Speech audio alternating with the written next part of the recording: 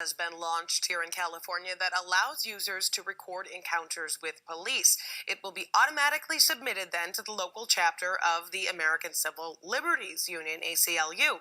The mobile justice app is available for both Android and Apple devices. And joining us now is Zachary Norris of the Ella Baker Center for Human Rights. Tell us a little bit about the center and tell us a little bit how you got onto this app, the idea for this app. Sure. The Ella Baker Center for Human Rights works to move resources back to communities that have been over-policed and under-resourced.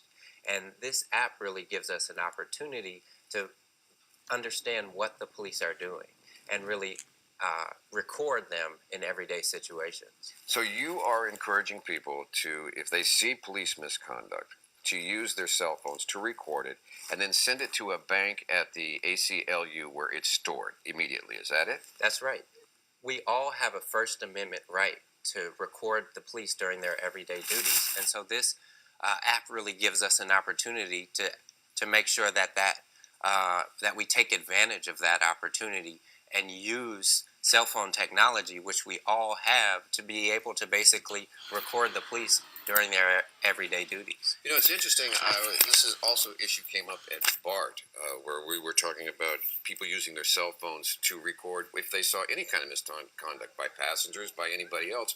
And the ACLU was not happy with that. They said that it would basically turn everybody into the eyes and the ears of the police. Why is it okay to record the police but not other crimes? Right. Look, there's a power imbalance. We understand that that power corrupts and absolute power corrupts absolutely. What we've seen time and time again with unfortunate police killings is that the police are able to hide behind a blue wall of silence. And this really brings resources back to communities that have, again, been over-policed and under-resourced so that we can actually record what's happening and really bring some sunlight to this situation in ways that kind of breaks down that blue wall of silence. Well, it's also interesting on these videos of police misconduct as well, because I'm taking the other side, the devil's advocate, is that sometimes they show the part of it, the part that, and sometimes we see the full video, and it tells a different story. Right, but this gives us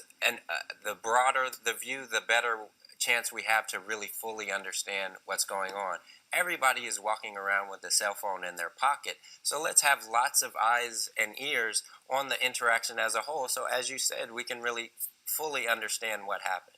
Okay, where are you on police cameras? The idea of body cameras, you in favor of it? Sure, I am in favor of body cameras in the sense that it gives us more information, but it doesn't give us all the information.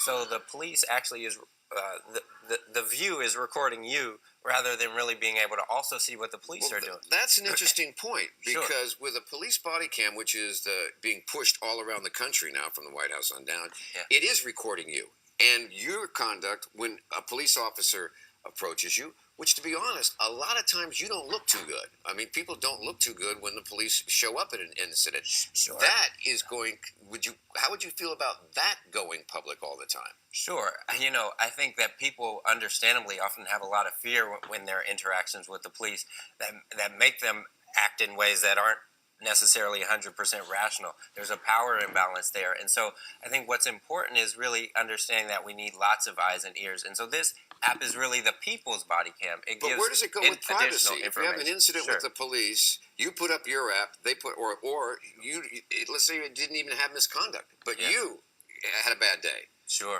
How do you feel about it showing up on, as somebody, me going in there and saying, I want Zachary's video of his encounter? Sure. Well, and put it up on YouTube. Yeah, well, what this app does is gives you the opportunity and gives you some of the power to be able to report to the ACLU what you believed happened. They then have attorneys who are reviewing this and then can act on it as necessary. And that really gives us some democratization, I guess, of the process. Rather than just the police having the body cam, more of us can be able to record and witness what's happening. And the other cool function of the app is that you can actually get alert. So if someone is having a police encounter and you subscribe to these alerts, then basically you can go and be an additional witness to make sure, again, that we have as much sunlight on what's happening as possible. Well, just remember, sunlight shines in all directions.